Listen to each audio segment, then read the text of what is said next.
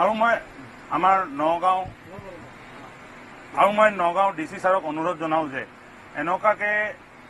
অনুজ্ঞাপত্ৰ নথকা আৰু যিটো মিঠাই দোকান নহয় আৰু মিঠাই বিক্ৰী কৰে এইবিলাক দোকানৰ কাৰণে মানুহ মৰি যোৱা এটা চান্স আছে বা আজিতো ধৰক মোৰ সৰু ঘটনাটো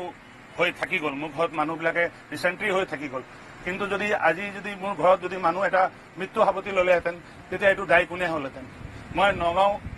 ডিচি মহোদয়ক অনুৰোধ জনাওঁ যে আৰু যুটীয়া স্বাস্থ্য আমাৰ হেল্থ অফিচতো মই জনাওঁ যে অনুৰোধ জনাওঁ যে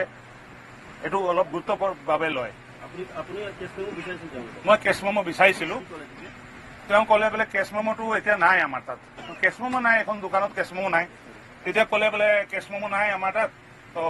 মই কৈছোঁ ঠিক আছে তুমি এটা শ্লিপতে লিখি দিয়া মোক, কেছ মেমো নাই যদি তুমি এটা শ্লিপত লিখি দিয়া। তো মালিক কোন আছে, মালিকটো বোলে চিতুৰঞ্জন দেৱী ইয়াত নাথাকে, তো তুমি কোন বোলে কৰ্মচাৰী আছোঁ, তেওঁ ঘাঁহিত থাকে, ঘাঁহি ল'ৰা হয়, তেওঁ এখন মোক লিখি দিছে, এখন ফটোষ্টেট কপি হয় মোৰ মোবাইলত আছে, আৰু এখন মই স্বাস্থ্য হেল্থ অফিচতো মই দি থৈ আহিছিলোঁ ছাৰৰ তাত, এখন অৰিজিনেল কপিটো মই দি থৈ আহিছোঁ, আৰু এইটো মিকুল কলিতা বুলি পেলাই তেওঁ চহী কৰি পেলাই মোক দিছিলে।